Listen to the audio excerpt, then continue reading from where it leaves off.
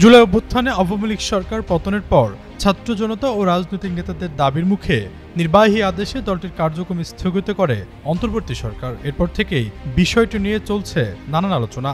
সে সময় আওয়ামী লীগকে নিষিদ্ধের দাবিতে জাতীয় নাগরিক পার্টি, জামায়াতে ইসলামী, গণ অধিকার পরিষদ সহ বেশ কিছু রাজনৈতিক দলকে মাঠে সরব থাকতে দেখা গেছে। তবে সেক্ষেত্রে কৌশলী ভূমিকায় দেখা গেছে দেশের প্রধান রাজনৈতিক দল বিএনপিকে। সম্প্রতি জাতিসংঘ সফরের ফাঁকে এক সাক্ষাৎকারে আওয়ামী লীগের নিষেধাজ্ঞা উড্ডয়ন সংক্রান্ত প্রধান উপদেষ্টার মন্তব্য ঘিরে নতুন করে আবারও দলটির রাজনীতিতে ফেরা ইস্যুতে আলোচনা শুরু হয়েছে।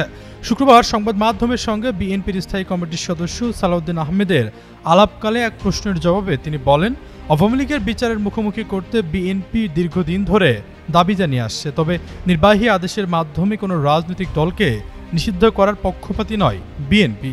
এ বিষয়ে যা হবে তা বিচারিক প্রক্রিয়ার মধ্য দিয়েই হওয়া উচিত। বিএনপির শীর্ষ নেতা বলেন, গণহত্যা চালানোর পরও আওয়ামী লীগের মধ্যে কোনো অনুশোচনা নেই, বরং তারা দিল্লিতে বসে দেশ নিয়ে ষড়যন্ত্র করছে। সরকারের উচিত আওয়ামী লীগের বিরুদ্ধে আইসিটি কোর্টে মামলা দায়ের করা। প্রধান উপদেষ্টার সাম্প্রতিক বক্তব্য প্রসঙ্গে সালাউদ্দিন আহমেদ বলেন, বর্তমান সরকারকে মানুষ 5 বছর চায় এমন কথা উত্থাপন না করলেও পারতেন প্রধান উপদেষ্টা। আসন্ন নির্বাচনে দলের প্রস্তুতি নিয়ে বিএনপির এই শীর্ষ নেতা বলেন, জাতীয় নির্বাচনের জন্য বিএনপির প্রার্থী বাছাইয়ের কাজ চলমান রয়েছে। খুব শীঘ্রই আসন ভিত্তিক একক প্রার্থীকে মাঠে কাজ করার জন্য গ্রিন সিগন্যাল দেওয়া হবে। প্রত্যেকটি আসনে আমাদের একাধিক যোগ্য প্রার্থী রয়েছে। অনেক আসনে 10 থেকে 12 জনের মতো প্রার্থী রয়েছে।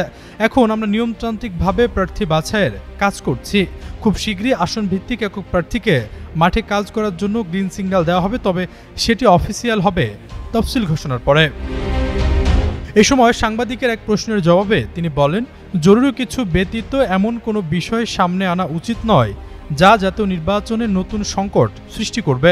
নির্বাচন কেন্দ্রিক জোট গঠনের বিষয়ে বিভিন্ন রাজনৈতিক দলের সঙ্গে আলোচনা চলছে।